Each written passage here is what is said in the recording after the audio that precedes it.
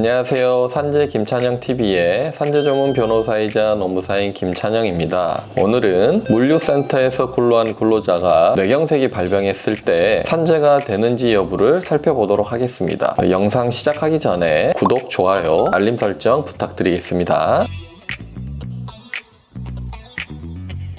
먼저 이 사건에 대한 개요를 살펴보도록 하겠습니다. 근로자 A씨는 물류센터에서 근로한 근로자였습니다. 이분이 주로 하던 일은 상하차 적재 업무, 지게차 운전 업무, 입출고나 재고관리 등 물류 업무 전반에 대해서 하신 분입니다. 이분이 근무한 지 한 6개월 정도 되는 시점에 극심한 두통이 발생을 했고 편마비 같은 증상이 나타나기 시작하였습니다. 급기야는 근무하던 중 물류센터 내에서 정신을 잃고 쓰러지는 사건까지 발생을 하였습니다. 당시에는 집에 가가지고 한 10일 정도 휴식을 취하면 나을 줄 알았는데 증상이 호전되지가 않아서 병원에 가서 진단을 받았던 것이 상세불명의 뇌경색입니다. 이제 사건을 좀 파헤쳐 보도록 하겠습니다. 먼저 이분이 쓰러지게 된 환경을 좀 살펴보도록 하겠습니다. 작업 환경 중에 가장 중요한 게 근로시간이거든요. 이분의 근로계약상의 근로시간은 오전 9시부터 오후 6시까지로 되어 있긴 합니다. 그런데 실제 근무 시간은 이것과 좀 달랐습니다. 이분은 8시쯤에 출근을 하셔가지고 다른 근로자와 함께 봉고차를 타고 물류센터 장소로 이동하는데 1시간 정도 걸렸습니다.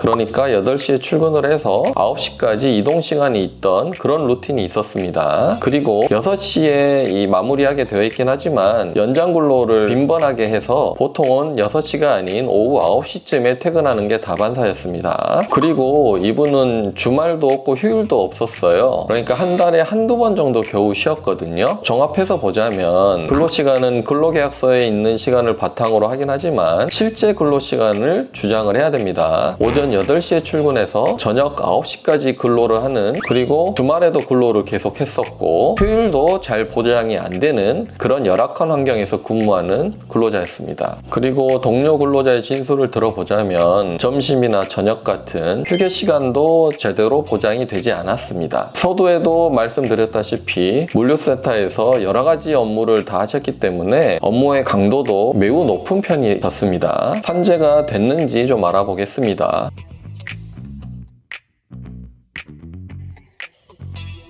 우선 산재보험법에 기재되어 있는 과로 기준을 살펴보면 보통은 12주 평균으로 근로시간을 산정을 합니다. 12주 평균 52시간 이상이 되면 업무 관련성이 높음으로 판단이 좀 되고요. 12주 평균 60시간을 초과하게 되면 매우 높은 것으로 볼 수 있겠습니다. 그런데 근로자 A씨는 12주 평균 근로시간을 보면 80시간 정도가 산정이 되었거든요. 그러니까 매우 장시간 근로를 하신 거죠. 저희가 봤을 때는 산재보험법상 과로 기준은 통과한 것으로 보이는데 이 사건은 문제가 있었습니다. 사업주가 비협조적으로 나왔습니다. 재해 발생 초기에는 사업주가 매우 적극적으로 도와줄 것처럼 말을 했다가 시간이 지날수록 사업주의 협조가 없는 것으로 진행이 되었습니다. 원래 근로시간에 관한 자료 같은 거는 사업주가 갖고 있겠죠. 그래서 과로 사건이나 이런 것은 사업주의 협조가 좀 필요합니다. 산재보험법에도 사업주의 협조 의무를 규정하고 있습니다. 그런데 강제수단이 없어요. 그러니까 사업주가 협조를 해주지 않는 경우에는 강제적인 수단으로 뭘 할 수 있는 게 없습니다. 형사사건은 수사기관이 압수수색 영장을 신청하거나 그런 강제수단이 있잖아요. 그러나 산재 신청과 관련해서는 강제수단이 없습니다. 그렇기 때문에 사업주가 비협조적으로 나오는 경우도 허다합니다. 이런 경우에 어떻게 입증을 했는지 살펴보도록 하겠습니다.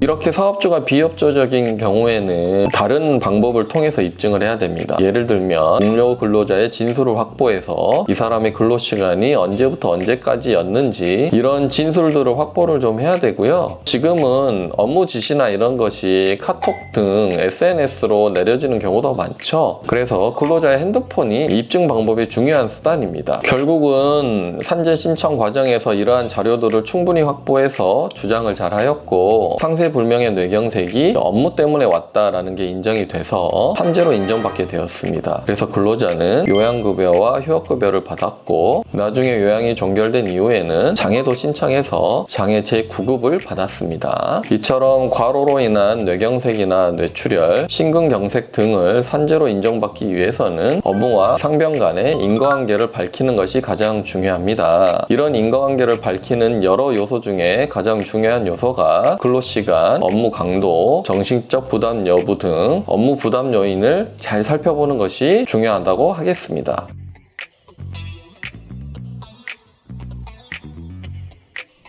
이번 사건처럼 사업주가 비협조적으로 나오는 경우에는 근로시간과 관련한 자료들을 확보하는 게 쉽지 않습니다. 저희는 이런 다양한 사건을 수행해 본 경험이 있으므로 전략적으로 접근할 수 있는 전문가를 찾아보는 것이 좋은 방법이라고 하겠습니다. 이와 비슷한 일로 산재 신청을 고민하고 있거나 산재 신청을 하고자 하는 마음이 있으시다면 아래 대표번호로 연락을 주시면 친절히 상담해 드리도록 하겠습니다. 본 영상이 도움이 되셨다면 구독, 알림 설정, 좋아요 부탁드리겠습니다. 감사합니다.